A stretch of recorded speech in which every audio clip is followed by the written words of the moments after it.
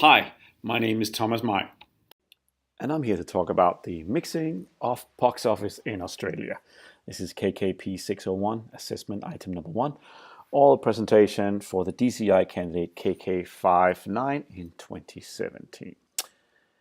My supervisors are Professor Greg Hearn and Dr. Mark Ryan. My research question is, in what ways can the Australian film industry improve their relationship with their audience through fan engagement strategies to achieve a better box office? And why do Australian films need to achieve a better box office? Well, this is a chart of the top 100 performing films in Australia in 2016. Now, you can't fit them all on one screen, but what's interesting to know from Australian perspective is that the only film on the entire list of 100 best performing films in Australia is number 60, which is Red Dog True Blue, which is a sequel to Red Dog, the original film. And if you only have one film out of 100 films performing in Australia, then that's really, really not good. It's really at the bottom of all the countries in the whole world how badly Australian films are performing. A little bit about my background. I am a producer, and I produced about 8 films and helped countless others. Don't want to go too much into details on these films, but the top 4 films are all dramas or thrillers, and the top bottom 4 are all documentaries. A little side note, I can say that one of these films is starring Leonardo DiCaprio and Tobey Maguire. As a sales agent, I've sold hundreds of feature films at film festivals around the world. And a sales agent is a person who sells film rights internationally to buyers around the world. And I'm proud to say some of these films that I've represented have won Cannes, have won Berlin, and have won Oscars. So this is just a highlight of some of the films that I've been helping financing and selling. But lately, I've been dabbling in crowdfunding.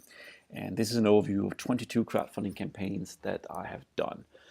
I think the total is actually 26 at the moment, but I haven't updated this chart in a while. The way to read this chart is that you see all the film titles to the left. So the top left one says Deep Blue Sea. The goal was to raise $60,000. We managed to reach $60,594. It came from 416 funders who gave an average of $145 per person. And you get that number by dividing the 416 funders into the total goal reached, which was the 60,594. It took trailer views, 2,072 trailer views. Now, what is a trailer view?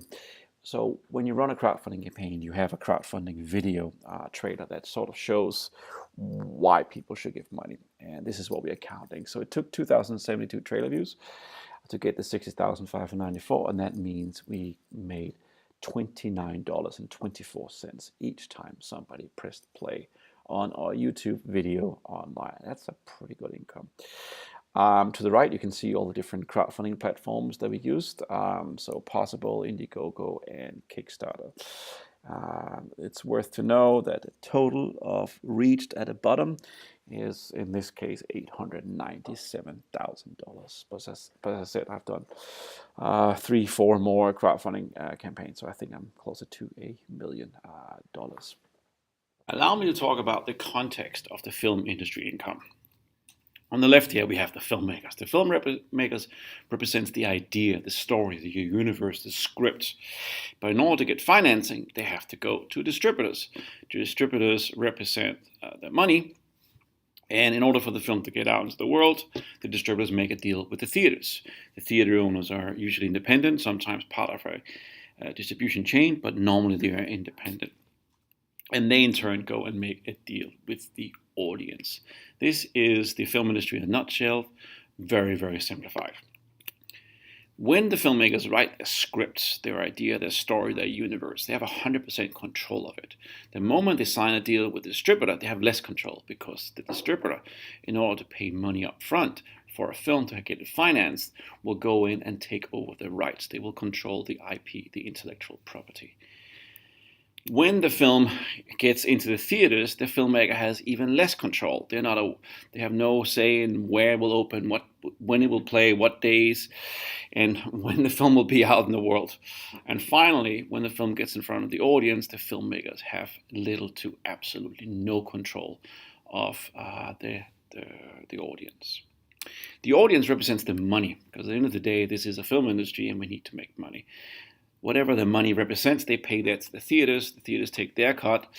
Theaters normally charge 50 to 65% of the money coming in.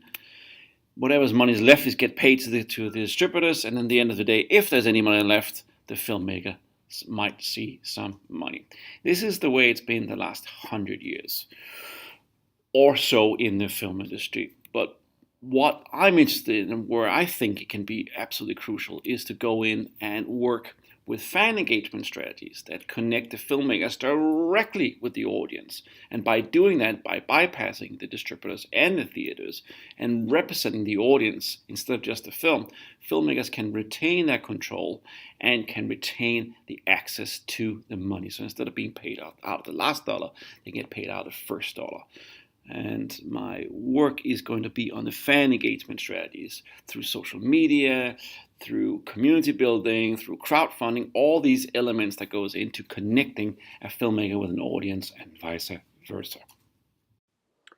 For literature review, I will be looking at Professor Henry Jenkins, who's a professor at University of Southern California, and his book, Fans, Bloggers, and Gamers, Exploring Participatory Culture. I'll also be looking at Scott Kirsner's book, Fans, Friends, and Followers, Building an Audience and a Creative Career in the Digital Age. And he's a journalist and a blogger and obviously also an author. And also Crowdfunding of Filmmakers, which is a filmmaker. Besides this, and countless other books and articles and websites and blogs, which is working in that dissection between the direct relationship between filmmakers and their audience.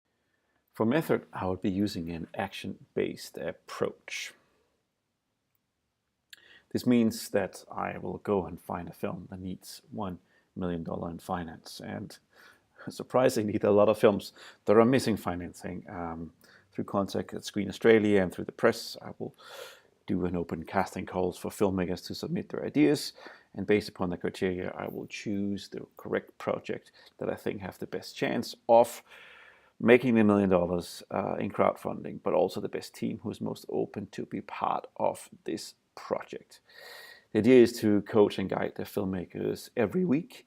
They have a lot of questions, I have a lot of questions, but together we will work towards a story of why they're making the film, why it's important, and why people should give them money. The great thing about this is I will be recording all the sessions and will be releasing them weekly as podcasts.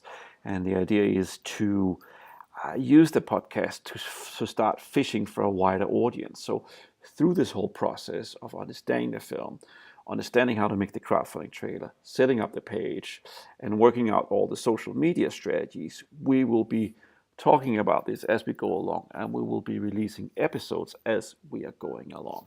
And hopefully this will create a direct relationship between the filmmakers and the audience that did not exist in the first place. So creating that direct relationship is crucial. We will be using various social media channels and crowdfunding. And of course, at the end of the day, we hopefully will make the goal of raising $1 million. Now, whether we make the goal and raise the money or we spectacularly fail, I will be documenting all this through the process, and hopefully a lot of filmmakers will learn from this, and hopefully my research will be something that the industry can use going forward. And finally, for ethics, some of the things that I need to get approval for is, will the filmmakers want to be part of a public experiment? How will it look if it fails? What if they want to pull out halfway through? They're going to be discussing things that are closely related to them. They're going to be asking questions which might show their lack of understanding of social media or crowdfunding. So my goal is to not make them look bad in any way, shape, or form. And finally, the audience, my hope is that not only will be a podcast, but also we'll be answering questions through the podcast coming directly from the audience. And I hope that the audience also want to be part of this experiment. One of the key things is to do a contract with the filmmakers, and certainly in every episode of the podcast, let everyone know that this is a research project happening at QUT to understand how that can become better direct relationship between filmmakers and their audience.